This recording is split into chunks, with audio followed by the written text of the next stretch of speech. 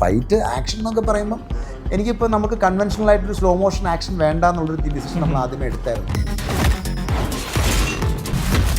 നമ്മൾ സ്ഥിരമായിട്ട് കാണുന്ന ആക്ഷനിൽ നിന്ന് മാറി നമുക്ക് കുറച്ചുകൂടെ സ്ലിക്ക് ആയിട്ടുള്ള കുറച്ചുകൂടെ പുറത്തൊക്കെ ഉള്ള സിനിമകളിൽ കാണുന്ന പോലത്തെ ഒരു ആക്ഷൻ ഉണ്ടാവണം എന്നൊരു ആഗ്രഹം ഉണ്ടായിരുന്നു. ഇതിൻ്റെ റെഫറൻസ് ആക്ച്വലി എങ്ങനെയൊക്കെയാണ് ഇത് റിസർച്ച് ചെയ്തത്? എൻ്റെ റിസർച്ച് കൂടുതലും സംഭവിക്കുന്നത് നടന്ന സംഭവങ്ങളുടെ എന്തെങ്കിലും ട്രിഗർ ഉണ്ടാവും ആദ്യം. ഇപ്പം ഞാൻ പറഞ്ഞത് ഇപ്പം ഇതിനകത്ത് നിത്യജീവിതത്തിൽ നമ്മൾ കണ്ടുകൊണ്ടിരിക്കുന്നതാണ് ഡാറ്റ കൊണ്ട് ആളുകൾക്ക് ഉണ്ടാകുന്ന അപകടങ്ങൾ. ഇപ്പോൾ ഈ കടമക്കുടിയിൽ കാണിച്ചിരിക്കുന്ന ആ പെൺകുട്ടിയുടെ സ്റ്റോറി ആക്ച്വലി അതുപോലെ ഒരു 1000 സ്റ്റോറികളുണ്ട്. അയക്കാൻ പാടില്ലാത്ത ഏതാണ്ട് അവൾ ലാപ്ടോപ്പിൽ നിന്ന് അയച്ചെന്നാണ് പോലീസ് പറയുന്നത്. പടം ഇറങ്ങുന്നതിന് മുമ്പ് എല്ലാവരും ചോദ്യമായിരുന്നു ആരാണ് നായകൻ എന്നുള്ളത്. അപ്പോൾ പടത്തിന്റെ ടീസറിലും ട്രെയിലറിലും ആ ടൈറ്റിൽ കാർഡ് എഴുതി കാണിക്കുമല്ലോ, അതിൽ കണ്ണ് മമ്മൂക്കയുടെ ആയിരുന്നു. ആക്ച്വലി അത് അന്ന് കൊടുത്തൊരു ക്ലൂ ആയിരുന്നാ? തീർച്ചയായിട്ടും ആരും മിസ്ലീഡ് ചെയ്തിട്ടൊരു ട്രെയിലറോ ടീസറോ കട്ട് ചെയ്തിട്ടില്ല. മാസിനെ എങ്ങനെ ഡിഫൈൻ ചെയ്യാന്നുള്ളതാണ്. ഇപ്പോൾ ഈ സ്ലോ മോഷനിൽ നടക്കുന്നതാണ് മാസിന് ചോദിച്ചു കഴിഞ്ഞാൽ അതെനിക്ക് അറിയില്ല, അതിനെനിക്ക് ഡെഫിനേഷൻ ഇല്ല. കാരണം വാട്ട് ഈസ് ആൾക്കാർക്ക് എന്തെങ്കിലും തരത്തിലൊരു ഹൈ ഉണ്ടെങ്കിൽ അത് ഓക്കെയാണ് എന്നുള്ളതാണ് ഞാൻ വിശ്വസിക്കുന്നത്. ഇപ്പോൾ മലയാളം ഇൻഡസ്ട്രിയിൽ ബിഗ് എംസിന് ഒരു റീയൂണിയൻ കൊടുത്ത director, multi talented cinematographer, editor and director Mahesh Narayan sir, welcome to club FM. Thank you. അതായത് എല്ലാവരുടെയും മെയിൻ ഹൈപ്പ് ഇതായിരുന്നു, നമ്മുടെ ലാലേട്ടനും മമ്മൂക്കിനും ഒന്നിപ്പിച്ചു. പാട്രിയോട്ട് സിനിമയുടെ മെയിൻ ഹൈപ്പും അവരുടെ കാസ്റ്റ് തന്നെയായിരുന്നു. ഇത്രയും പേരെ മാനേജ് ചെയ്തു, മാൻ ഹാറ്റ്സ് ഓഫ്. ഒന്നാമത്തെ കാര്യം കൺഗ്രാജുലേഷൻസ്. അതിൻ്റെ ഒപ്പം തന്നെ ഒരു ബാഗേജ് എപ്പോഴും ഫീൽ ചെയ്തായിരുന്നു? അങ്ങനെയില്ല, കാരണം അവരെല്ലാവരും ക്യാരക്ടേഴ്സായിട്ടാണ് വന്നത്. ഞാനീ പറഞ്ഞല്ലോ ഈ റീയൂണിയൻ എന്നൊക്കെ പറയുമ്പം എനിക്ക് അതിനെക്കുറിച്ച് നമ്മൾ ആലോചിച്ചിട്ടില്ല. അവരുടെ 56ാമത്തെ സിനിമയാണ് ഒരുമിച്ച്. അപ്പം ഈ സാധാരണ റീയൂണിയൻ എന്നൊക്കെ പറഞ്ഞാൽ വേണമെങ്കിൽ നമുക്ക് വലിയ വേറെ തരത്തിലുള്ള മാസ് ഒരുപോലുള്ള ക്യാരക്ടേഴ്സ് അങ്ങനത്തെ അല്ലല്ലോ, ഇത് അങ്ങനെയുള്ള പടമല്ലല്ലോ. അത് ആദ്യമേ നമ്മൾ പറഞ്ഞിരുന്നു. ഇത്രയും വർഷത്തിന് ശേഷം ആയതുകൊണ്ട് മിക്ക പോസ്റ്റുകളിലും നമ്മൾ കണ്ടിരുന്നതാണ് ഒരു റീയൂണിയൻ. സോ അങ്ങനെ ഇവരെ കാസ്റ്റ് ചെയ്ത് കൊണ്ടുപോകുമ്പോൾ പടത്തിൽ നോക്കുവാണെങ്കിൽ തന്നെ രണ്ടുപേരും ഒരുമിച്ച് വരുമ്പോൾ ആരും ഓവർ ഷാഡോ ചെയ്യുന്നില്ല. മമ്മൂക്കയിലും ലാലേട്ടനാണെങ്കിലും ആ മീറ്റർ എങ്ങനെയാണ് ആക്ച്വലി ഹാൻഡിൽ ചെയ്ത് മാനേജ് ചെയ്തത്? മീറ്റർ ആ സ്ക്രിപ്റ്റ് തന്നെയുള്ള മീറ്ററാണ്, അല്ലാതെ വേറെ പുതിയ മീറ്ററൊന്നുമില്ല. ആ സ്ക്രിപ്റ്റിൽ എന്താണുള്ളത് അതാണ് അവർ പോർട്രേ ചെയ്തിരിക്കുന്നത്. അപ്പം എനിക്ക് ആക്ച്വലി രണ്ടുപേരുടെയും അങ്ങനെ ഇവരൊരുമിച്ച് അഭിനയിക്കുന്നു എന്നുള്ളതിൻ്റെ ഒരു ത്രില്ല് നമുക്ക് മറ്റു തരത്തിലൊക്കെയാണ്. അല്ലാതെ നമുക്ക് അങ്ങനെ ക്യാരക്ടേഴ്സിനകത്ത് അവർക്കറിയായിരുന്നു എന്താണ് സ്ക്രിപ്റ്റ്, ഇതൊരു ആ പ്ലോട്ടാണ് ഇതിനകത്ത് പോകുന്നത്. അപ്പോൾ ആ കഥയിലൂടെ ട്രാവൽ ചെയ്യുന്നതാണ്, അതവർ അറിഞ്ഞുകൊണ്ട് തന്നെയാണ് അവർ ചെയ്തത്. ഇവർ മാനേജ് ചെയ്യുമ്പോൾ ടെൻഷൻ ഉണ്ടായിരുന്നു ഉള്ളിൽ? ടെൻഷൻ എന്താ പറയുക, അങ്ങനെ എനിക്ക് അങ്ങനത്തെ സംഭവം എടുത്തിട്ടില്ല ഇതുവരെ, അങ്ങനെ ഇല്ല. കാരണം എല്ലാം കൃത്യമായിട്ട് മനസ്സിലാവുന്നവരല്ലേ, ഇത്രയും വർഷങ്ങളായിട്ട് അഭിനയിച്ചുകൊണ്ടിരിക്കുന്നവരല്ലേ. നമുക്ക് കാര്യമായിട്ട് ക്ലാരിറ്റി പറഞ്ഞു കൊടുത്തു കഴിഞ്ഞാൽ കൃത്യമായിട്ട് അവർക്ക് അതിൻ്റെ ഒരു ക്ലാരിറ്റി ഉണ്ട്, തിരിച്ചു തരും, നമുക്ക് അതുപോലെ തന്നെ തരും. നൈസ്. ഞാൻ ശ്രദ്ധിച്ചൊരു കാര്യം, ലൈക്ക് പടം ഇറങ്ങുന്നതിന് മുമ്പ് എല്ലാവരും ചോദ്യമായിരുന്നു ആരാണ് നായകൻ എന്നുള്ളത്. ഓക്കെ, അപ്പോൾ പടത്തിൻ്റെ ടീസറിലും ട്രെയിലറിലും ആ ടൈറ്റിൽ കാർഡ് എഴുതി കാണിക്കുമല്ലോ, അതിൽ കണ്ണ് മമ്മൂക്കയുടെ ആയിരുന്നു. ആക്ച്വലി അത് അന്ന് കൊടുത്തൊരു ക്ലൂ ആയിരുന്നാ? തീർച്ചയായിട്ടും ആരും മിസ്ലീഡ് ചെയ്തിട്ടൊരു ട്രെയിലറോ ടീസറോ കട്ട് ചെയ്തിട്ടില്ല. അങ്ങനെ ട്രെയിലറിലാണെന്ന് നിങ്ങൾ കണ്ടു കഴിഞ്ഞാൽ ട്രെയിലറിലും ലാൽ സാർ വരുന്ന ഒരു പോയിന്റ് ഉണ്ട്, ആ പോയിന്റ് പോലെ തന്നെയാണ് പടത്തിലും വരുന്നത്. നൈസ്. എനിക്കിതിൽ ഏറ്റവും ഇഷ്ടപ്പെട്ടത് റിസർച്ചാണ്. Basically the theme periscope. Actually Mahesh bro പറയണേ കേട്ടിട്ടുണ്ട്, പടം ഇറങ്ങണതിന് അല്ലെങ്കിൽ ഷൂട്ട് ചെയ്യുമ്പോഴത്തേക്കിനും 6 മാസം മുന്നേ ഓരോ 6 മാസം കൂടുമ്പോൾ ഡ്രാഫ്റ്റിൽ ഇരിക്കാറുണ്ട്. കാരണം ടൈമിന് വെച്ചിട്ട് അത് ഇവോൾവ് ആവണം. അപ്പോൾ പേട്രിയോട്ടിന് വേണ്ടിയിട്ട് എത്ര വർഷം ഇരുന്നായിരുന്നു? പേട്രിയോട്ടിൻ്റെ ഐഡിയ ഉണ്ടാവുന്നത് കുറേ അധികം ഡിസിഡൻറ്റുകളുടെ, കുറേ അധികം വിബന്ധ ശബ്ദമുള്ള കുറേ മനുഷ്യരുടെ കഥ ക്രോഡീകരിച്ച് ഒരു സിനിമ ഉണ്ടാക്കിയിരിക്കുകയാണ്. അതിനകത്ത് ഒരുപാട് ആളുകളുടെ ഇൻസ്പിറേഷൻസ് ഉണ്ട്. ഇപ്പോൾ ജമാൽ ഖഷോഗി, കിം ജോങ്ങിൻ്റെ ബ്രദറിൻ്റെ, ഇന്ത്യക്കകത്ത് തന്നെയുള്ള ഒരുപാട് ഡിസിഡൻസിൻ്റെ, പിന്നെ അങ്ങനെ കുറേ ആളുകളുടെ. അപ്പോൾ ഞാനിതിനെ കണ്ടത് നമ്മളുടെ നിത്യജീവിതത്തിൽ സംഭവിച്ചുകൊണ്ടിരിക്കുന്നത്. പലർക്കും ഇപ്പോൾ പെരിസ്കോപ്പ് എന്താണെന്നുള്ളതിൻ്റെ അതൊരു ഫിക്ഷണൽ പ്രോഗ്രാമായിട്ടാണ് പറയുന്നതെങ്കിലും ആളുകൾക്ക് അറിയാം എന്തിനെ കുറിച്ചാണ് പറയുന്നുള്ളത്, എല്ലാവർക്കും അറിയാം. മനസ്സിലായി. അപ്പോൾ അത് ഒരു ഗവൺമെൻറ് സാങ്ഷൻ ചെയ്തിരിക്കുന്ന പ്രോഗ്രാം ആണെന്നുള്ളതിനെ കുറിച്ചും അറിയാം. കാരണം അതൊക്കെ എടുത്ത് ടൈപ്പ് ചെയ്ത് കഴിഞ്ഞാൽ, ഗൂഗിൾ ചെയ്ത് കഴിഞ്ഞാൽ എല്ലാവരും ഇത് നോക്കിക്കഴിഞ്ഞാൽ എല്ലാവർക്കും മനസ്സിലാവും എന്താണെന്നുള്ളത് കൃത്യമായിട്ട് അറിയാം. അപ്പോൾ ഞാനിതിനകത്ത് കണ്ടിരുന്ന ഒരേ ഒരു കാര്യം എന്ന് പറഞ്ഞു കഴിഞ്ഞാൽ, ഇത് സാങ്ഷൻ ചെയ്തൊരു വ്യക്തിയുടെ ആ വ്യക്തിയുടെ ഡെലമ എങ്ങനെയായിരിക്കും once it goes into wrong hands എന്നുള്ളത് മാത്രമാണ്. അപ്പം ഞാനിപ്പം നമ്മളുടെയൊക്കെ വീടുകളിൽ നമ്മളിപ്പോൾ ഒരു ഭക്ഷണം വാങ്ങുന്നു, അല്ലെങ്കിൽ എന്തെങ്കിലും ഒരു സാധനം, ഒരു ടോയ് മേടിക്കുന്നു. അപ്പോൾ ആ ടോയ് അല്ലെങ്കിൽ എന്തെങ്കിലും ഒരു ഉപകരണം മേടിക്കുന്നു. ആ ഉപകരണം നമ്മളെ തിരിച്ച് കുത്തുന്നുണ്ടോ നമുക്ക് അറിയുന്ന സമയത്ത് നമുക്കുണ്ടാകുന്ന ഒരു ഫിയർ ഉണ്ടല്ലോ. അതുപോലെ തന്നെ ആയിരിക്കും ഒരു രാജ്യത്തിന് വേണ്ടി മുഴുവൻ മേടിച്ചിരിക്കുന്ന ഒരാളുടെ ഡെലിമ എങ്ങനെ ഉണ്ടാവും എന്നുള്ളതാണ്. ഇതിൻ്റെ റെഫറൻസ് ആക്ച്വലി എങ്ങനെയൊക്കെയാണ് ഇത് റിസർച്ച് ചെയ്തത്? ഈ റിസർച്ച് എങ്ങനെ കണ്ടെത്തിയതാണ് ഞാൻ ആലോചിക്കുന്നത്? റിസർച്ച് എന്ന് പറയുന്നത് കൂടുതലും നമ്മൾ ഈ പറഞ്ഞ പോലെ എൻ്റെ റിസർച്ച് കൂടുതലും സംഭവിക്കുന്നത് നടന്ന സംഭവങ്ങളുടെ എന്തെങ്കിലും ട്രിഗർ ഉണ്ടാവും ആദ്യം. ഞാൻ പറഞ്ഞത് ഇപ്പം ഇതിനകത്ത് എൻഡ് യൂസർ ട്രിഗർ ഭയങ്കര കൂടുതലായിരുന്നു. കാരണം നമ്മളിപ്പോൾ നിത്യജീവിതത്തിൽ നമ്മൾ കണ്ടുകൊണ്ടിരിക്കുന്നതാണ് ഈ പറഞ്ഞ പോലെയുള്ള ഡാറ്റ കൊണ്ട് ആളുകൾക്ക് ഉണ്ടാകുന്ന അപകടങ്ങൾ. അതെ. അപ്പോൾ അത് പലപ്പോഴും ആദ്യം റിപ്പോർട്ട് ചെയ്യപ്പെടില്ല. പലപ്പോഴും ചിലത് സൂസൈഡ് ആയിട്ടായിരിക്കും, ചിലത് മറ്റു തരത്തിലുള്ള ഇഷ്യൂകളായിട്ടായിരിക്കും ഒക്കെ ഉണ്ടാവും. അപ്പം പലതും എല്ലാം നമ്മൾ ഇൻഡെപ്തായിട്ട് നമ്മൾ ഇതിനകത്ത് നമ്മൾ ഇരിക്കുന്നില്ല പലരും. പക്ഷെ കുറച്ചൊക്കെ നമ്മൾ കുറച്ച് ദിവസം കഴിഞ്ഞ് നമ്മൾ നോക്കി കഴിയുമ്പോൾ ഇത് ഇങ്ങനെ സംഭവിച്ചു അല്ലേ എന്നോ, അതുകൊണ്ടാണ് ഇത് സംഭവിച്ചിരിക്കുന്നത്. ഇവരുടെ കയ്യിലുള്ള ഇവരുടെ ഒരു ഉപകരണത്തിൽ നിന്ന് ചില സാധനങ്ങൾ നഷ്ടപ്പെട്ടു പോയി. അത് അവർക്ക് ഭയങ്കരമായിട്ടൊരു അപമാനഭാരം താങ്ങാൻ കഴിയാതെയാണ് ഇത്തരം സംഭവങ്ങൾ സംഭവിച്ചിരിക്കുന്നത്. ആ ഒരു ഇൻസിഡൻ്റ് ആണ് ട്രിഗർ ചെയ്യുന്നത് നമ്മളെ. അതിപ്പോൾ കേരളത്തിൽ മാത്രമല്ല, ഇന്ത്യ മുഴുവൻ സംഭവിച്ചുകൊണ്ടിരിക്കുന്നത്. അപ്പോൾ ഈ പടത്തിനകത്ത് മൈക്കിൾ ചാക്കോച്ചൻ്റെ ക്യാരക്ടർ പറയുന്ന ഒരു ലൈനുണ്ട്, shame is greater than guilt എന്നുള്ളത്. അത് പൊതുവേ ഇന്ത്യ ഫേസ് ചെയ്യുന്ന ഏറ്റവും വലിയൊരു ഇഷ്യൂ ആണത്. കാരണം നമ്മളുടെ middle class, lower middle class face ചെയ്യുന്ന ഏറ്റവും വലിയ, ആ മിഡിൽ ക്ലാസ്സിനും ലോവർ മിഡിൽ ക്ലാസ്സിനാണ് അത് ഏറ്റവും കൂടുതൽ ബാധിക്കുന്നത്.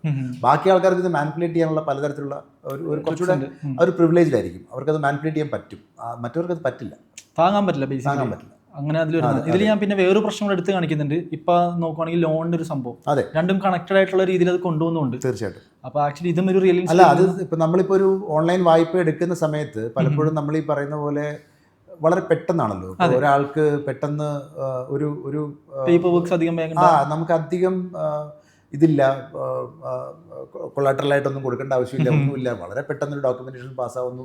10 മിനിറ്റ് കൊണ്ടൊക്കെ ലോൺ എടുക്കുന്ന പലതിനകത്തും പല ലോൺ ആപ്പുകളുടെ ഇപ്പോൾ ഒരു സീസണിൽ IPL നോക്കിക്കഴിഞ്ഞാൽ ലോൺ ആപ്പുകളുടെ പരസ്യങ്ങളായിരുന്നു.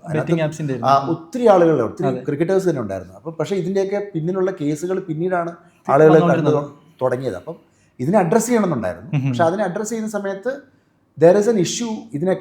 ഇതിനെയൊക്കെ റിലേറ്റ് ചെയ്യുന്ന, ഇതിനെയൊക്കെ ബേസിക്കലി ബന്ധിപ്പിക്കുന്ന വേറൊരു ഇഷ്യൂ ഉണ്ട്. ആ ഇഷ്യൂവും ഇതും ഒന്നാണെന്നുള്ളത് നമ്മളൊന്ന് അറിയിക്കുക. കാരണം അത് ഏതാണ്ട് ഇപ്പം നമ്മൾ അറിഞ്ഞുകൊണ്ടിരിക്കുന്ന ഒരു കാലഘട്ടത്തിലാണ് നമ്മൾ ജീവിക്കുന്നത്. അതെ, എക്സാക്ട് ടൈമിൽ തന്നെയാണ് പടം ഇറങ്ങിയത്. ആക്ച്വലി പടം അനൗൺസ് ചെയ്യുമ്പോൾ MMM എന്നായിരുന്നു വന്നിരുന്നത്. അതിൻ്റെ കൂടെ തന്നെ അതിനുശേഷം എനിക്ക് തോന്നുന്നത് വിമതൻ എന്ന് എപ്പോഴെങ്കിലും പ്ലാൻ ചെയ്തിരുന്നു പടത്തിന്റെ പേര്? വിമതൻ എന്ന് പറയുന്ന പുള്ളിയുടെ ഒരു യൂട്യൂബ് ചാനൽ, ആ യൂട്യൂബ് ചാനലിനെ ഹൈലൈറ്റ് ചെയ്യുന്ന ഒരു ടൈറ്റിലായിരുന്നു നമ്മൾ. അപ്പം വിമതൻ എന്ന് പറയുമ്പം നമ്മൾ ഡിസിഡൻ്റ് എന്നാണ്. അപ്പോൾ അത് പക്ഷേ ചിലപ്പോൾ നമുക്ക് ഓൾറെഡി നമുക്ക് കുറച്ചധികം പ്രശ്നങ്ങൾ ഉണ്ടാവാൻ സാധ്യതയുള്ള ഒരു സിനിമ ആയതുകൊണ്ട് തന്നെ, കാരണം വേറെ ഒന്നുകൊണ്ടല്ല, ഇപ്പം നമ്മൾ ജീവിക്കുന്ന ഒരു സമൂഹത്തിനകത്ത് നമ്മൾ സിനിമ തിയേറ്ററിലോട്ട് എത്തിക്കുന്ന സമയത്ത് നമ്മൾ ഒത്തിരി കിടക്കേണ്ടതായിട്ടുണ്ട്. അപ്പം ഞാൻ അതിനകത്ത് പീട്രിയറ്റ് എന്നുള്ള സംഭവത്തിൻ്റെ ഡെഫിനിഷൻ അത് തന്നെയാണ്. ഹൂ ഈസ് എ പീട്രിയറ്റ് എന്നുള്ളതിൻ്റെ ഒരു കോൺസെപ്റ്റ് തന്നെയാണ് വിമതൻ്റെ ഒരു റിഫ്ലക്ഷൻ എനിക്ക് തോന്നുന്നു. അപ്പോൾ പേട്രിയറ്റിലേക്ക് മാറ്റാനായിട്ടുള്ള കാരണം? മാറ്റാനില്ല, പേട്രിയറ്റ് തന്നെയായിരുന്നു. വിമതൻ എന്ന് പറയുന്നത് അദ്ദേഹത്തിന്റെ യൂട്യൂബ് ചാനലിൽ അദ്ദേഹം ഉപയോഗിക്കുന്ന പേരാണ് വിമതൻ. ഞാൻ ഇങ്ങനെ നോക്കിയപ്പോൾ ഇങ്ങനെ വന്നിരുന്നു, അതായത് വിമതൻ ഒരു പ്ലാൻ ഉണ്ടായിരുന്നു. ഓക്കെ, അങ്ങനെ ഇല്ല, അത് ആ യൂട്യൂബ് ചാനലിന്റെ പ്ലാറ്റ്ഫോമിന്റെ. ഇപ്പൊ അതിൽ ഒരു ഫോണിന്റെ റിവ്യൂ കാണിക്കുന്നുണ്ട്. ആക്ച്വലി അത് ഷസാമിന്റെ എന്ന് പറഞ്ഞ യൂട്യൂബ് ചാനലിൽ നിന്നുള്ള ഒരു ക്രിയേറ്റർ ഉണ്ട്, അതിൽ നിന്ന് റെഫറൻസ് എടുത്തിട്ടാണോ? അല്ല, ഒരുപാട് ആളുകളുണ്ട്. ഇപ്പം നമ്മൾ ലോസ് ആഞ്ചലസിൽ ഇരുന്ന് സിലിക്കൺ വാലിയിൽ നിന്ന് റിവ്യൂ ചെയ്യുന്ന ചില ആൾക്കാരുണ്ട്, വളരെ വേറെ രീതിയിൽ ചെയ്യുന്ന ആൾക്കാരുണ്ട്, ഒരുപാട് ആളുകളുണ്ട്. അപ്പോൾ പലരും ഇൻഡെപ്തായിട്ട് അത് പോകാറില്ല. ചില ഇൻഡെപ്തായിട്ട് ഫോൺ തുറന്ന് ഇപ്പോൾ സ്നോഡന്റെ റെഫറൻസ് ഒരുപാട് പേര് പറയുന്നത്. ഇപ്പോൾ സ്നോഡൻ ഇങ്ങനെ ചെയ്യുന്നുണ്ട്, സ്നോഡൻ ഇതൊക്കെ തുറന്ന് നോക്കിയിട്ട് ഇതെന്തിനാണ് ചോദിക്കാറുണ്ട്. പിന്നെ ഇതിൽ എനിക്ക് ഏറ്റവും ഇഷ്ടപ്പെട്ട ഒരു സാധനം ബ്ലാക്ക്ബെറി ഫോണിലും നമുക്ക് ഉപയോഗിക്കുന്നത്. അത് ആക്ച്വലി ബ്ലാക്ക്ബെറി യൂസ് ചെയ്തുകൊണ്ടാണോ, അല്ലെങ്കിൽ അതിന്റെ സെക്യൂരിറ്റി ടേംസ്? ബ്ലാക്ക്ബെറി ഇന്നും വളരെ സെക്യൂർഡ് ആയിട്ടുള്ളൊരു ഫോണാണെന്നാണ് ഞാൻ വിശ്വസിക്കുന്നത്. കാരണം ഇപ്പോൾ നമ്മളിപ്പോൾ ഉണ്ടായിരിക്കുന്ന പല സെക്യൂരിറ്റി ബ്രീച്ചുകളിനകത്തും ആൻഡ്രോയിഡും ആപ്പിളും ഒക്കെ കോംപ്രമൈസ്ഡ് ആണ്. അപ്പോൾ ഈ കോംപ്രമൈസ് എന്നുള്ള വാക്ക് പലപ്പോഴും ആൾക്കാർക്ക് മനസ്സിലാവുന്നില്ല. നമ്മുടെ സ്വകാര്യത ചോർത്തുന്നു എന്നുള്ളത് ഞാൻ കൃത്യമായിട്ടൊക്കെ പറഞ്ഞു. അപ്പോൾ അതാണ് അതിൻ്റെ മീനിങ്. അപ്പോൾ ആ ഒരു രീതിയിൽ ബ്ലാക്ക്ബെറിയുടെ ആയിട്ടുള്ളൊരു നെറ്റ്വർക്ക് ഉണ്ട്. എനിക്കൊന്ന് ശശാം തന്നെ അത് പറഞ്ഞു തോന്നുന്നു, എവിടെയോ ഒരു സ്ഥലത്ത് അത് ഉപയോഗിച്ചു തോന്നുന്നു.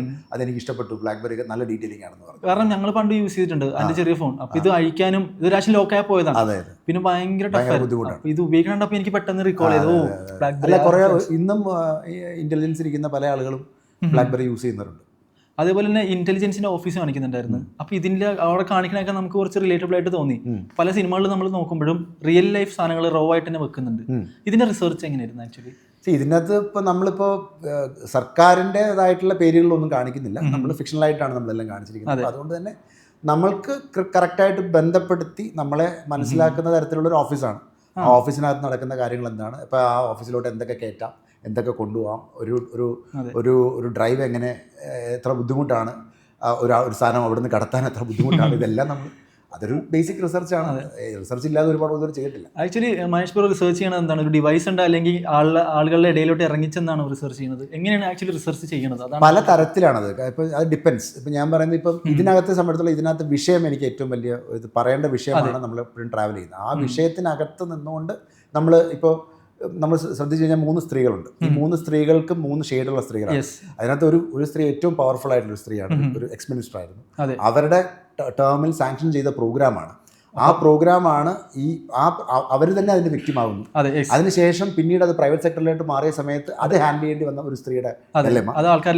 അത് കഴിഞ്ഞ് നമ്മൾ ലാസ്റ്റ് അതിന്റെ എൻഡ് യൂസർ ആയിട്ട് വന്നിരിക്കുന്ന ഒരു പെൺകുട്ടി, അത് ഒരു മൈനർ ആയിട്ടുള്ള പെൺകുട്ടി, അവൾക്ക് അനുഭവിക്കേണ്ടി വന്ന പ്രശ്നം. ഇതെല്ലാം നമ്മുടെ സാധാരണ ജീവിതത്തിൽ അനുഭവിക്കുന്ന പ്രശ്നങ്ങൾ തന്നെയാണ്. അപ്പോൾ ഇത് ആക്ച്വലി ഇറങ്ങിച്ചെന്നാണ് കണ്ടെത്തിയത്, അല്ലെങ്കിൽ ഇത് കണ്ടിട്ട് അതിന്റെ പുറകെ പിന്നെ റിസർച്ച് അല്ല? ഇപ്പം നമ്മളിപ്പോൾ ഫോർ എക്സാമ്പിൾ ഇപ്പോൾ ഈ കടമക്കുടിയിൽ കാണിച്ചിരിക്കുന്ന ആ പെൺകുട്ടിയുടെ സ്റ്റോറി ആക്ച്വലി അതുപോലെ ഒരു 1000 സ്റ്റോറികളുണ്ട്. അപ്പൊ അതിന്റെ ഒരു സ്പെസിമൻ ആണ് ആ പെൺകുട്ടി എന്ന് പറയുന്നത്. കാരണം അവർക്ക് ഇപ്പം നമുക്ക് എല്ലാവർക്കും അറിയാം, നമ്മളിപ്പോൾ ഈ ഫ്രീ ലാപ്ടോപ്പുകൾ കൊടുക്കുന്ന സപ്ലൈ ചെയ്യുന്ന സമയത്ത് ഇതെല്ലാം പ്രീ ഇൻസ്റ്റാൾഡ് ആണ്. ഇതെല്ലാം നമുക്കിതിനെ ഓൾട്ടർ ചെയ്യാൻ പറ്റത്തില്ല. വൺസ് നമുക്കിത് ഫോർമാറ്റ് ചെയ്ത് കഴിഞ്ഞാൽ പിന്നെ നമുക്ക് ഉപയോഗിക്കാൻ പറ്റത്തില്ല. പിന്നെ അത് നമ്മൾ ജയിൽ ബ്രേക്ക്, ക്രാക്ക് എന്നൊക്കെ പറഞ്ഞിട്ടുള്ള കുറെ എല്ലാവർക്കും അറിയാം, അങ്ങനെയൊക്കെ ചെയ്യുന്ന ഒരുപാട് ആൾക്കാരുണ്ട്. പക്ഷേ കുട്ടികൾ എങ്ങനെ ചെയ്യുന്നു? ഇപ്പം നമ്മൾ ഈ പറയുന്ന പോലെ പലതും ഭയങ്കര അണ്ടർ പ്രിവിലേജ് ആയിട്ടുള്ള വീടുകളിലേക്ക് എത്തുന്ന ഈ സാധനങ്ങളെ അവർക്ക് ഫാക്ടറി എങ്ങനെയാണോ കൊടുക്കുന്നത് അതുപോലെ ഉപയോഗിക്കുകയാണ്. അവർക്കറിയില്ല ഇതെന്താണ് ഇതിനകത്തുള്ളതെന്നുള്ളത്. അപ്പം ഇതിനകത്തേക്ക് ഈ പ്രോഗ്രാം വന്നു കഴിഞ്ഞാൽ എന്തൊക്കെയായിരിക്കും സംഭവിക്കാൻ സാധ്യതയുള്ളതെന്നുള്ള എൻ്റെ ഒരു ടേക്കാണ്. Okay, nice. ആൾക്കാരിലേക്ക് കറക്റ്റായിട്ട് എത്തിയിട്ടുണ്ടായിരുന്നു. അതിൻ്റെ ഒപ്പം തന്നെ താങ്ക് യു. ഇതിൽ എനിക്കിനി ഇപ്പോൾ കണക്ട് ആവാത്തൊരു കാര്യം, അല്ലെങ്കിൽ ചിലപ്പോൾ എൻ്റെ അറിവില്ലാത്തതുകൊണ്ടായിരിക്കും, ബേസിക്കലി നമ്മൾ ട്രെയിലറിൽ റഹീം എന്ന് പറഞ്ഞ ക്യാരക്ടറെ കാണിക്കുമ്പോൾ ഒരു സ്ട്രീറ്റ് ലൈറ്റിൻ്റെ ബ്ലിങ്കിങ് ഉണ്ട്. സിനിമയിൽ വരുമ്പോൾ മമ്മൂക്കയുടെ ഒരു സീനും ഇതിൽ തമ്മിലൊരു കണക്ഷൻ ഉണ്ട്. ആക്ച്വലി അതെങ്ങനെയാണ്? ആ റേഡിയോൻ്റെ ഒരു സംഭവം ഞാൻ ഓർത്ത് ചിലപ്പോൾ ഉള്ളിലുള്ളൊരു ഡിവൈസിലായിരിക്കും, പക്ഷെ ഇത് അല്ല, പുറത്തുള്ള സ്ട്രീറ്റ് ലൈറ്റും നമുക്ക് റേഡിയോയുടെ ഒരു സാധനം ചോദിക്കുന്നുണ്ട്. ആ കണക്ഷൻ എങ്ങനെ? ഡിഫൻസ് കോളനിയിലാണ് അവർ താമസിക്കുന്നത്. ശ്രദ്ധിച്ചു കഴിഞ്ഞാൽ നിങ്ങൾക്ക് അറിയാം, ഡിഫൻസ് കോളനി എന്നുള്ളത് പലയിടത്തും പറയുന്നുണ്ട്. അപ്പം ബേസിക്കലി അവർക്ക് അവരുടേതായിട്ടുള്ള ഒരു നെറ്റ്വർക്ക് അവർ ഉണ്ടാക്കുന്നുണ്ട്. ഇപ്പം നിങ്ങൾ ശ്രദ്ധിച്ചു കഴിഞ്ഞാൽ ഇപ്പം നിങ്ങളൊരു കപ്പൽ, ഇപ്പോൾ ഒരു ബോട്ടിലൊക്കെ നമ്മൾ പോയി കഴിഞ്ഞാൽ ഒരു ബോട്ട് വഴിമാറിപ്പോയി അല്ലെങ്കിൽ കപ്പൽ വഴിമാറിപ്പോയി നോക്കി കഴിഞ്ഞാൽ അവിടങ്ങളിലൊക്കെ ചില തരത്തിലുള്ള ലൈറ്റ് ലാമ്പ് പോസ്റ്റുകൾ ഉണ്ടാവും. കാരണം സിഗ്നൽസ് കമ്മ്യൂണിക്കേറ്റ് ചെയ്യാൻ ഇതൊരു ഫ്രീക്വൻസി ഉണ്ടാവും. ആ ഫ്രീക്വൻസി ഇവരെടുത്തിരിക്കുകയാണ്. ആ ഫ്രീക്വൻസി ഇവർക്ക് കമ്മ്യൂണിക്കേറ്റ് ചെയ്യാൻ പറ്റും. എല്ലാം ബേസിക്കലി നമ്മൾ രണ്ടുപേരും സംസാരിക്കുന്നു. ഈ സംസാരിക്കുന്നതിൽ തന്നെ ഒരു ഫ്രീക്വൻസിയാണ്. ഈ ഫ്രീക്വൻസി തന്നെയാണ് അവർ ഉപയോഗിക്കുന്നത്. അപ്പോൾ അതൊരു മോസ് കോഡിലേക്ക് അവർ അതിനെ എൻകോഡ് ചെയ്തിരിക്കുന്നു, അത്രേ ഉള്ളൂ. അപ്പോൾ ഒരാൾ ഇപ്പം നമ്മളിപ്പോൾ പറഞ്ഞാൽ എൻക്രിപ്റ്റഡ്, എന്താണ് എൻക്രിപ്റ്റഡ് മെസ്സേജ് എന്ന് പറയുന്നത്? നമ്മളിപ്പോൾ വാട്സപ്പിൽ പറയുന്നു എൻഡ് ടു എൻഡ് എൻക്രിപ്റ്റഡ് ആണെന്നൊക്കെ പറഞ്ഞ് എല്ലാവരും നമുക്ക് പറയുന്നു വാട്സപ്പിൽ സംസാരിക്കും. പക്ഷേ നമ്മളിത് എൻക്രിപ്റ്റഡ് ആണോ എന്ന് നമുക്ക് കൃത്യമായിട്ട് എങ്ങനെ നമുക്ക് ഉറപ്പുണ്ടോ? ഉറപ്പില്ല, ചാൻസസ് വളരെ കുറവാണ്. ഇതൊക്കെ നമ്മളിപ്പോൾ ക്ലൗഡിൽ സ്റ്റോർ ചെയ്യുന്നു. ഇത് ഏതാ ക്ലൗഡ്, ആരായി ക്ലൗഡ്? നിങ്ങൾ പോയി കണ്ടിട്ടുണ്ടോ? ക്ലൗഡ് തുറന്ന് നോക്കിയിട്ടുണ്ടോ? അത് ആക്ച്വലി നമുക്കറിയാം, ഒരു ബ്രാൻഡ് യൂസ് ചെയ്യുന്നത് നമുക്ക് തരുന്നു. അതിപ്പോൾ എവിടെയോ ഒരു സ്ഥലത്തിരിക്കുന്നു. ഈ ഡാറ്റയൊക്കെ നമ്മൾ അയക്കുന്നുണ്ട്. ഈ ഡാറ്റ നമ്മൾ പല സ്ഥലത്തോട്ടും അയക്കുന്നുണ്ട്. അത് അയക്കുന്നല്ല, അതെല്ലാം എൻ്റെ ക്ലൗഡിലുണ്ട് എന്ന് പറയുന്നുണ്ട്. ഈ ക്ലൗഡിലേക്ക് ആർക്കൊക്കെ ആക്സസ് ഉണ്ടെന്ന് നമുക്കറിയില്ല എന്ന് പറഞ്ഞതിൻ്റെ ഏറ്റവും ലേമൻ പെർസ്പെക്റ്റീവിൽ നമ്മൾ പറയുമ്പോൾ ഇതൊന്നും ഉപയോഗിക്കാതെ പണ്ട് കാലത്ത് സിഗ്നൽ കമ്മ്യൂണിക്കേഷൻ ആളുകൾ എങ്ങനെ പ്രവർത്തിച്ചിരുന്നു എന്ന് പറയുന്നത്. ഇപ്പം നമ്മളിപ്പോൾ പോപ്പിനെ കണ്ടെത്തുന്ന സമയമുണ്ട്. ശ്രദ്ധിച്ചു കഴിഞ്ഞാൽ അവിടെ നമ്മൾ വെളുത്ത പോക കറുത്ത പോക സിഗ്നലാണ്, ഇറ്റ്സ് എ കമ്മ്യൂണിക്കേഷൻ എന്ന് പറഞ്ഞ പോലെയാണ് ഇത്തരത്തിലുള്ളൊരു കമ്മ്യൂണിക്കേഷൻ. സോ ആ ഒരു കമ്മ്യൂണിക്കേഷൻ പല തരത്തിൽ ചില നേവിയിലുള്ള ചില സുഹൃത്തുക്കൾ ഈ അടുത്തും പടം കണ്ട ഒരാൾ പറഞ്ഞു, എനിക്കൊരു മൈക്ക് മതി മോസ്കോഡ് കമ്മ്യൂണിക്കേറ്റ് ചെയ്യാന്ന് പറഞ്ഞു. ഒരു മൈക്ക് മാത്രം മതി എന്ന് പറഞ്ഞു. ആ കമ്മ്യൂണിക്കേഷനെ പറയുന്നത് മോസ്കോഡ്. അപ്പം കാരണം ബേസിക്കലി ഇതൊരു ഒരു ഡോട്ട് ആൻഡ് ഡാഷ് ആണ്.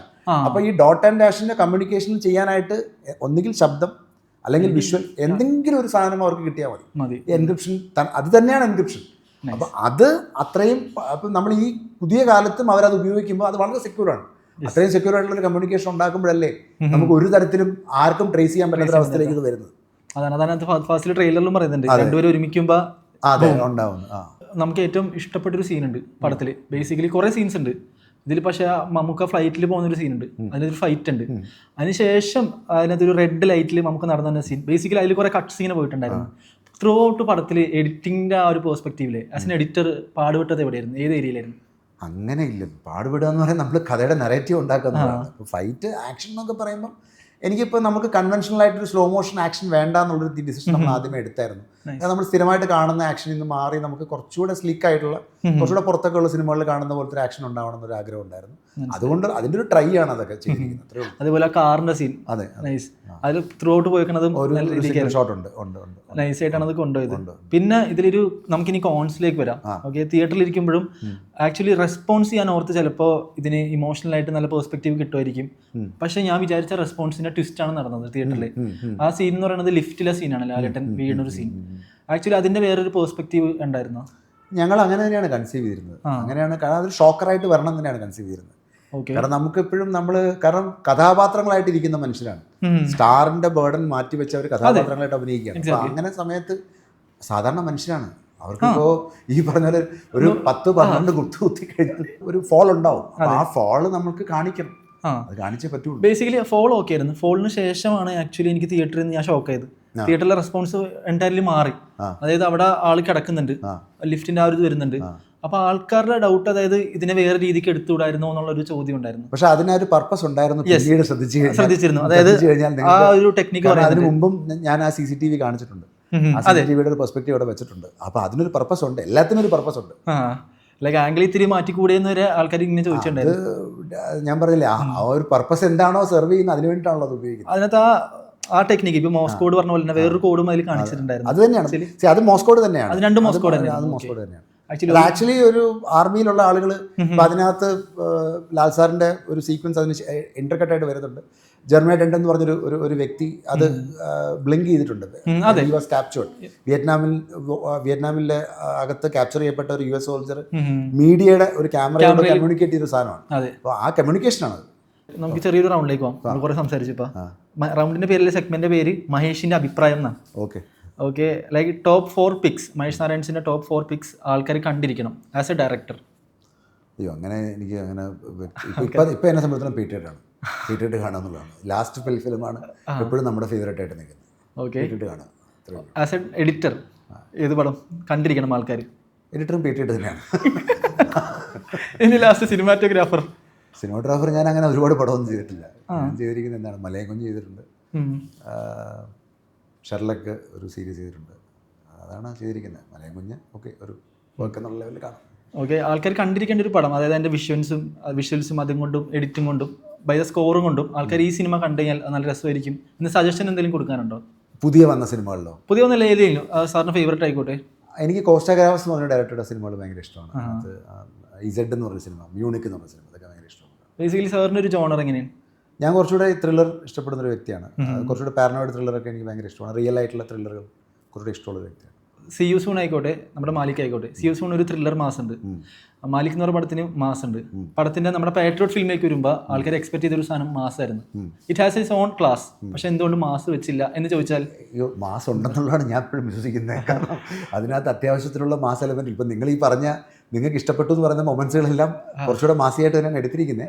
പിന്നെ അത് ഈ പറഞ്ഞ പോലെ മാസിനെ എങ്ങനെ ഡിഫൈൻ ചെയ്യാന്നുള്ളതാണ്. ഇപ്പോൾ ഈ സ്ലോ മോഷനിൽ നടക്കുന്നതാണ് മാസ് എന്ന് ചോദിച്ചു കഴിഞ്ഞാൽ അതെനിക്കറിയാം.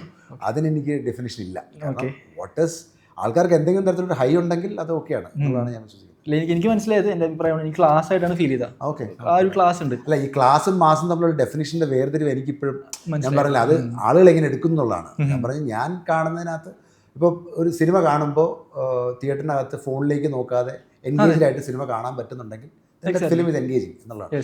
ഇപ്പം മാലിക്കിലൊരു സീനാണ്, അതായത് നിന്റെ സർക്കാരിന്റെ ജയിലിൽ ഈ തോക്കിന് കയറ്റാൻ പറ്റുമെങ്കിൽ തീർത്ത് കാണിക്കണം. അത് ആക്ച്വലി എനിക്കൊരു മാസമായിരുന്നു. അത് ആ ക്യാരക്ടറിന് പറയാം. ആ ക്യാരക്ടർ കുറച്ചുകൂടി ലാർജർ ദാൻ ലൈഫ് ക്യാരക്ടറാണ്. സുലൈമാൻ അലി എന്ന് പറയുന്ന ക്യാരക്ടർ കുറച്ചുകൂടി ലാർജർ ദാൻ ലൈഫാണ്. ബിക്കോസ് ഇതൊരു ഒരു kind of a godfather gangster ലെവലുള്ള ഒരു ക്യാരക്ടറാണ്. ഇതിനകത്ത് അങ്ങനത്തെ ആൾക്കാരൊന്നും ഇല്ല. അപ്പോൾ ഞാൻ ചോദിക്കാമെന്ന് വെച്ചാൽ എപ്പോഴും ആലോചിച്ചിട്ടുണ്ടോ മാലിക് ഒന്ന് തിയേറ്ററിൽ ഇറക്കിയിരുന്നേ?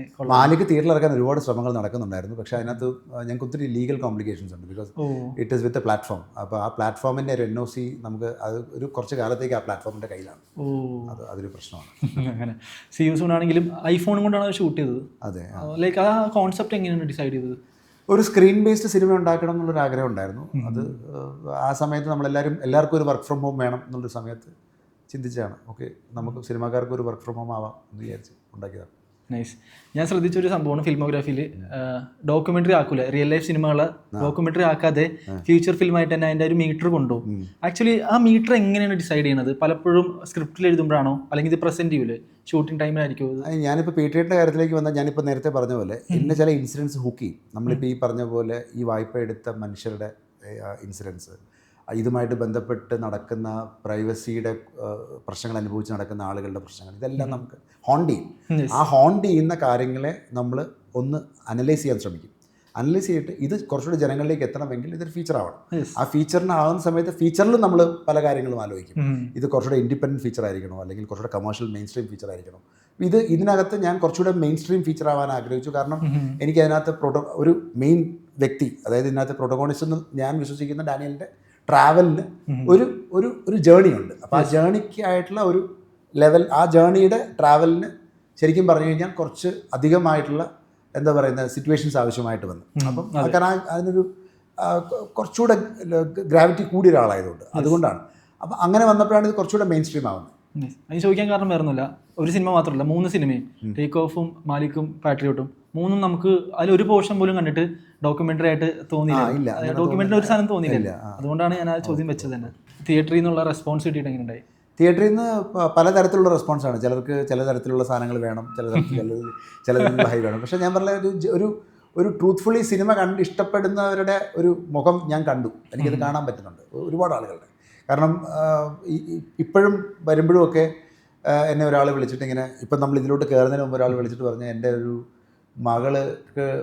മകൾക്കൊരു 12 വയസ്സാണ്. അപ്പോൾ അവൾ ഓൺലൈനായിട്ട് ക്ലാസ് എടുക്കുന്ന സമയത്ത് now she scared about her laptops camera എന്ന് പറഞ്ഞു. അപ്പോൾ ഞാൻ പറഞ്ഞു സ്കെയർ ആവേണ്ടതല്ല, അതിനകത്തൊരു അവയർനെസ് ആണ് വേണ്ടത്. സോ ദാറ്റ് മീൻസ് എവിടെയോ അതിനെ റീച്ച് ചെയ്തിട്ടുണ്ട്. വേറെവരിലേക്കിനോ ഒരു ചെറിയൊരു ഹിൻഡ് കിട്ടിയിട്ടുണ്ട്. ഇത് വെറുതെ അങ്ങനെ ഇങ്ങനെ നിൽക്കേണ്ട ഒരു സാധനമല്ല, എവിടെയോ ഇതിന് നമ്മളെ മോണിറ്റർ ചെയ്യാനുള്ള ഒരു ശേഷി ഇതിനുണ്ടെന്നുള്ളത് അവർക്ക് മനസ്സിലായിട്ടുണ്ട്. എനിക്ക് ബേസിക്കലി പടം അനൗൺസ് ചെയ്തപ്പോൾ തന്നെ ഒരുപാട് കൺട്രീസിലേക്ക് പോയിട്ടുണ്ടെന്ന് പറഞ്ഞു. അപ്പോൾ ലൈക്ക് ഈ ലൊക്കാലിറ്റീസ് ഒക്കെ എങ്ങനെയാണ് ചൂസ് ചെയ്തത്? അല്ല, അതിൻ്റെ കാരണം നിങ്ങൾക്ക് എന്തായാലും അറിയാമല്ലോ, സിനിമയിൽ കാണുന്നവർക്ക് അറിയാമല്ലോ എന്തുകൊണ്ടാണ് അങ്ങനെ പോയിരിക്കുന്നത്. കാരണം അതിനൊരു ലോജിസ്റ്റിക് റീസൺസ് ഒത്തിരി ഉണ്ടായിരുന്നു. ഇപ്പോൾ നമുക്കൊരു ഒരു ഇൻഫ്ലുവൻസർ സമ്മിറ്റ് നടക്കുന്ന സ്ഥലത്തെ ഒരു സ്ഥലം, അവിടുത്തെ എയർപോർട്ട്, പിന്നെ ഈ പറഞ്ഞ പോലെ ഒരു മിഗ് ഫ്ലൈ ചെയ്യേണ്ട സ്ഥലം, പിന്നെ ഈ പറഞ്ഞ ആ ആക്ഷൻ നടക്കുന്ന C-130യുടെ സ്ഥലം, ഇങ്ങനെ കുറേ അധികം എല്ലാം പടത്തിന് ആവശ്യമാണ്, അല്ലാതെ ചുമ്മാ എടുത്തിട്ടില്ല. ദ ഫഹദ് ഫാക്ടർ, ഫഹദ് ഫാസിലായിട്ടൊരു എന്താ പറയുക ക്രിയേറ്റീവ് ബോണ്ട് ഉണ്ടെന്ന് വേണമെങ്കിൽ പറയാം. പുള്ളിയുടെ ഈ പടം ചെയ്യുമ്പോഴും അല്ലെങ്കിൽ മാലിക് ചെയ്യുമ്പോഴും എന്തെങ്കിലും ക്രിയേറ്റീവ് തർക്കങ്ങൾ അല്ലെങ്കിൽ എല്ലാ പ്രാവശ്യവും എപ്പോഴും ഉണ്ടാവാറുണ്ട്. അത് നമ്മൾ സുഹൃത്തുക്കൾ തമ്മിൽ ഉണ്ടാകുന്ന സംഭവങ്ങളല്ലേ.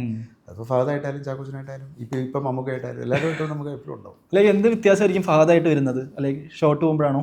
അങ്ങനെയില്ല, ലൊക്കേഷനിലല്ല ഞാൻ പറയുന്നത്, അങ്ങനത്തെ സംഭവങ്ങളല്ല. നമ്മളിപ്പോൾ എന്ത് തരം സിനിമ ചെയ്യണം, എന്തായിരിക്കണം സിനിമ, എങ്ങനെയായിരിക്കണം. ഇപ്പോൾ ഈ കഥ തന്നെ മമ്മൂക്കയോട് പറയാനായിട്ട് തന്നെ ഏറ്റവും കൂടുതൽ പുഷ് ചെയ്ത് ഫഹദാണ്. ഈ സ്ക്രിപ്റ്റ് മമ്മൂക്കയോട് പറയണം എന്ന് പുഷ് ചെയ്തത് ഫഹദാണ്. ഡാനിയൽ എന്ന് പറഞ്ഞ ക്യാരക്ടർ ആക്ച്വലി ശരിക്കും എഴുതിയത് മമ്മൂട്ടിക്ക് വേണ്ടിയിട്ടായിരുന്നു. ആർക്കും വേണ്ടിയിട്ട് എഴുതിയല്ല. ഞാൻ ഈ ക്യാരക്ടർ എഴുതി സ്ക്രിപ്റ്റ് ഒന്ന് പൂർണ്ണമായി കഴിഞ്ഞിട്ട് എൻ്റെ ഫ്രണ്ട്സിൻ്റെ അടുത്ത് ഞാൻ ബൗൺസ് ചെയ്യുമല്ലോ, പറഞ്ഞു നോക്കുമല്ലോ ഇതിനകത്ത് എന്തെങ്കിലും സിനിമ ഉണ്ടോ, നിങ്ങൾക്ക് കാണാൻ പറ്റുന്നുണ്ടോ എന്ന് നോക്കുമ്പോൾ ഇത് മമ്മൂക്കയ്ക്ക്, കാരണം മമ്മൂക്കയ്ക്ക് വേണ്ടി ഒരു സിനിമ ചെയ്യണമെന്നൊരു ആഗ്രഹം എല്ലാവർക്കും ഉണ്ടാവും. അതുപോലെ തന്നെ നമുക്ക് അങ്ങനെ ഓക്കെ ഇത് പറഞ്ഞു നോക്കാം എന്ന് തോന്നിയത്. പലപ്പോഴും അതായത് ഡയറക്ടേഴ്സും റൈറ്റേഴ്സും പറയും ഞാൻ ഇന്ന ക്യാരക്ടർ കണ്ടിട്ടാണ്, ഇന്ന ആളെ കണ്ടിട്ടാണ് ക്യാരക്ടർ എഴുതിയത്, അതുകൊണ്ടാണ് ഞാൻ അങ്ങനെ ചോദിച്ചിരുന്നത്. ഇല്ല, അങ്ങനെയല്ല. ഇതിനകത്തൊരു ഇതിനെ ബേസ് ചെയ്തിരിക്കുന്ന ഒരു റിയൽ മനുഷ്യനുണ്ട്. ഇപ്പോൾ ഈ ജമാൽ ഖഷോഗി പറഞ്ഞ പോലെ, അലക്സി നവാൽനി പറഞ്ഞ പോലെ അങ്ങനെയുള്ള റിയൽ ആൾക്കാരെ നമ്മൾ റെഫർ ചെയ്യും. അവരൊക്കെ എങ്ങനെയാണ് ഈ പറഞ്ഞ പോലെ ഒരു ഈ ഡിസിഡൻറ്റ് ഒരു വിമത ശബ്ദമായിട്ട് മാറിയത് എങ്ങനെയാണ്, അപ്പോൾ അവരുടെയൊക്കെ ഒരു ട്രേറ്റ്സ് എങ്ങനെയാണെന്ന് അതൊക്കെയാണ് ഫോളോ ചെയ്യുന്നത് കൂടുതൽ. ഇപ്പം ഞാൻ ചോദിക്കട്ടെ, ലൈക്ക് ഇത് ചിലപ്പോൾ ആലോചിച്ചിട്ടുണ്ടാവില്ല, മമ്മൂക്ക, ലാലേട്ടൻ, ഫഹദ് ഫാസിൽ, കുഞ്ചാക്കോ ബോബൻ ഈ 4 പേരല്ലായിരുന്നെങ്കിൽ വേറെ ആര് വെച്ച് എടുത്തിരുന്നു? അയ്യോ, അങ്ങനെയൊന്നും എനിക്ക് അറിയത്തില്ല പറയാനായിട്ട്. കാരണം ഞാനിത് സത്യം പറഞ്ഞു കഴിഞ്ഞാൽ ഇത് ഓരോ സ്ഥലത്തും പോകുന്നു, ഇങ്ങനെ അവരോട് പറയുന്നു ഇപ്പോൾ കഥ പറയുന്ന സമയത്ത് അവർക്ക് ഇഷ്ടപ്പെടുകയാണെങ്കിൽ എല്ലാവരും കഥ പറഞ്ഞ് ആ കഥ എന്ന് പറയുമ്പോൾ കഥയായി, ഞാനിപ്പോഴും കഥ എന്ന് പറയും, കഥയല്ല കേട്ടോ, അത് തിരക്കഥയാണ് പറയുന്നത്. ആ തിരക്കഥ പറഞ്ഞ് കേട്ട് കഴിഞ്ഞ് ഓക്കെ അവരതിൽ കൺവിൻസ്ഡ് ആവും, പിന്നെ അത് വായിക്കുന്നു, അങ്ങനെയാണല്ലോ വരുന്നത്. Yes, nice. അതേപോലെ കഴിഞ്ഞ വർഷം ഒരു പടം പ്രൊഡ്യൂസും കൂടെ ചെയ്തായിരുന്നു, തലവരയിൽ കുറേ ഫാക്ടേഴ്സ് ഉണ്ടാവും. ലൈക്ക് മഹേഷണ്ണ ഇന്നാക്കിയ ഒരു ഫാക്ടർ എന്തായിരുന്നു? എനിക്ക് അതിൻ്റെ ബേസിക്കലി ഒരു കമ്മിങ് ഓഫ് ഏജ് പടമാണ്. അതിനകത്തൊരു ഇൻട്രസ്റ്റിംഗ് ആയിട്ടുള്ള ഒരു നമ്മുടെ എല്ലാ ആളുകളും ഇപ്പോഴത്തെ ഒരു ജനറേഷനിലുള്ളൊരു വ്യക്തികളെല്ലാം അനുഭവിക്കുന്ന ഒരു പ്രശ്നമുണ്ട്, ചില തരത്തിലുള്ള ഇൻസെക്യൂരിറ്റി ഉണ്ട്. അപ്പോൾ അതിനെ കുറച്ചുകൂടെ എക്സ്പ്ലോർ ചെയ്യുന്നൊരു സിനിമയായിട്ട് എനിക്ക് തോന്നി. അങ്ങനെയാണ്. ഇനി എപ്പോഴായിരിക്കും അടുത്തൊരു മഹേഷ് നാരായണൻ പടം? അല്ല, അതിപ്പം ചെയ്ത് തുടങ്ങുമ്പോഴായിരിക്കും. ഓക്കെ മഹേഷ് ചേട്ടാ, thank you so much for coming to club FM. Thank U.